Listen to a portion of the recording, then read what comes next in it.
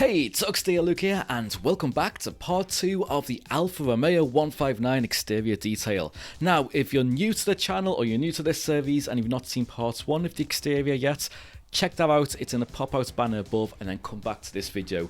This car is very dirty. It's not been cleaned in about 6 months, so part 1 really focused on getting all those channels clean, getting the bodywork clean, getting it decontaminated, and getting it ready for this video, which is going to be the machine polishing, the waxing, and just finishing it off and making it just look $1 million. Now, before anyone says, no, the wheels aren't done, I didn't do it in the first part, and I'm not doing it in this second part. It's going to be a separate thing altogether because they do need a bit of a refurb. And you know what? Instead of just cleaning them, might as well do them properly. So anyway, sit back, relax, and I hope you enjoy part 2.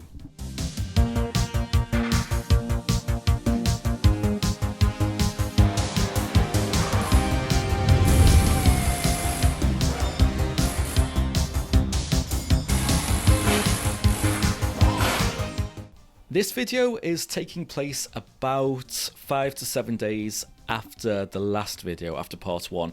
As you can see, the car's got quite dusty in that time. It's just we've had rainstorms after some dry weather, and it's a black car, so the car gets quite dusty quite easy. So anyway, the first thing I'm going to do is just give the car a good swirl down, just get the hose pipe on there, and then just get my microfiber wash mitts with some Optimum no rinse on there, and just give it a quick going over. It's not a big intensive wash, it's just getting that dust off the surface because the car's not moved at all.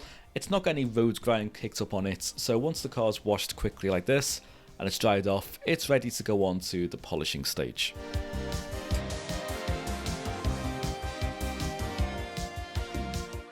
One thing I absolutely love about this car is those 6 headlights on the front. I think it's such a nice design choice. I love cars with quad headlights, so things like the Plymouth Fury from the 1950s, like Christine. I think that looks so great. So a car with 6, especially in this day and age, because, okay, let's be honest, aerodynamically, it's probably not a good design choice, but aesthetically, yeah, that looks good. So I really wanted to polish these lights up because that's one of the first things your eye gets drawn to on this car, just because they are such a feature piece of the way this car looks. So to polish this up, I'm just using some Koch Chemie H802, an Auto Finesse polishing puck with one of the slightly stiffer pads.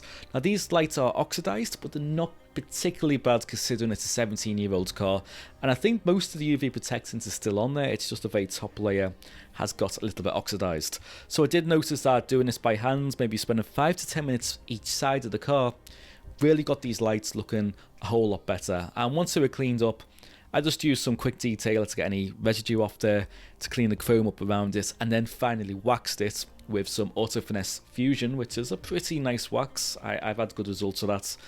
And after that, the lights looks much better. It took definitely a good few years off the car, and for maybe altogether maybe 20 minutes work, I think the results were really good.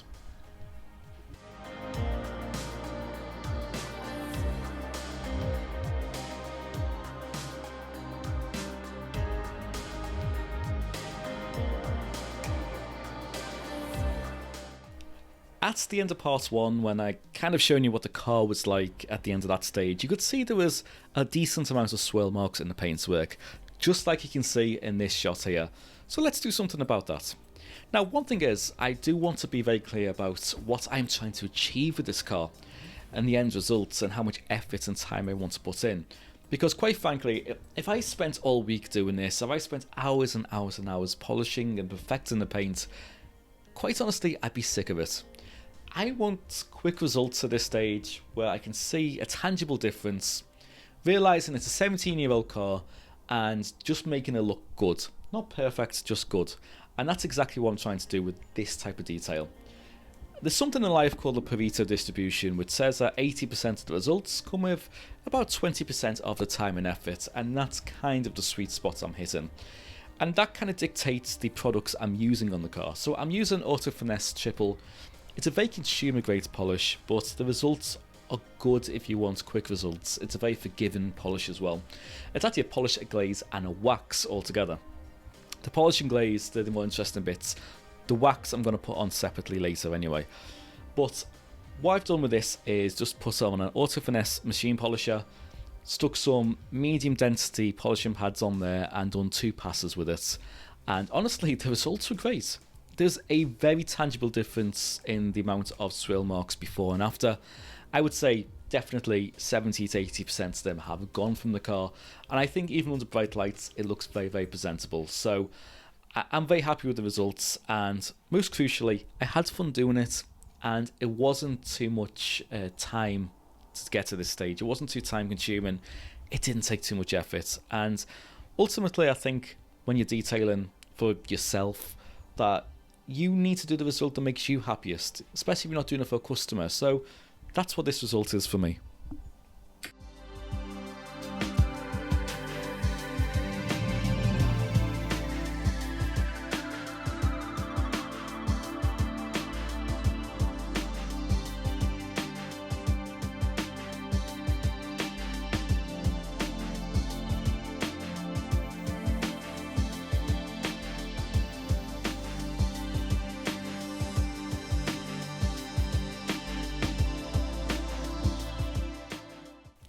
Yes, more paint markers again.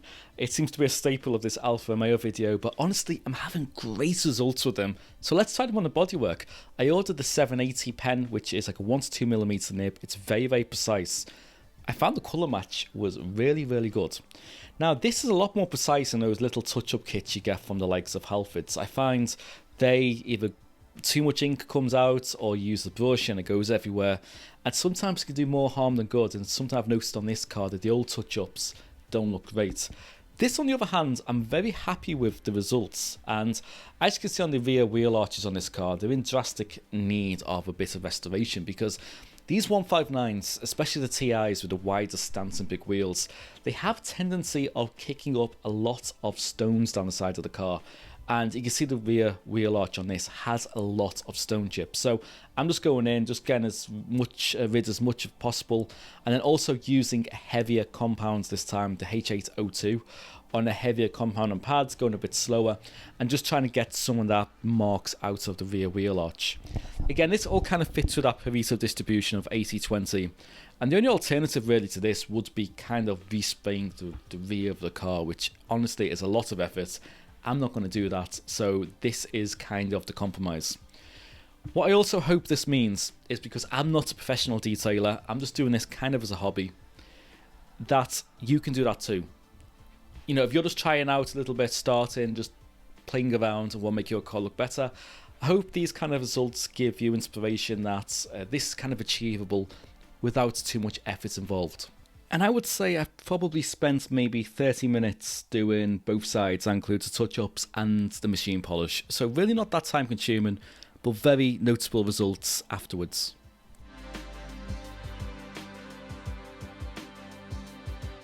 Finally, it was just time to wax the car. So for this, I'm using Auto Finesse Fusion, which is a hybrid wax. And no, they don't sponsor me.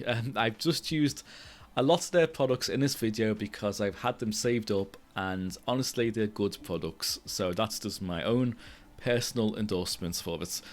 And after that was done, I'm just going to give the glass a clean and also give the plastics a mild refreshment, just using Carpro Pearl just to get them looking a little bit shinier. And after that, it was time to step back and just admire the car.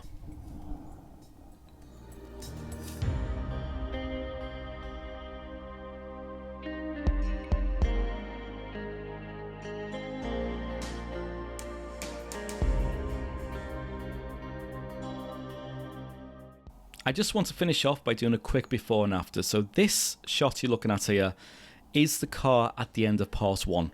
So the swirl marks in the paintwork, you can see where the touch-ups need to be done on the front with the scratches. And when you compare it to the next shot of the car finished, I think you can see there is a much better improvement with the front of the car. Swirl marks are drastically reduced, and that touch-up pen has done wonders to the bonnet of the car and those stone chips. The car looks so much cleaner, so much fresher, and those lights look so much nicer as well. And that's it on the Alfa Romeo exterior detail. Join me in the next video where I'm going to do the wheels and some mechanical jobs. So if you want to see that video, hit that subscribe button and bell notification icon so you're alerted when it comes out. But until then, thank you for watching, see you soon, and as always, take care.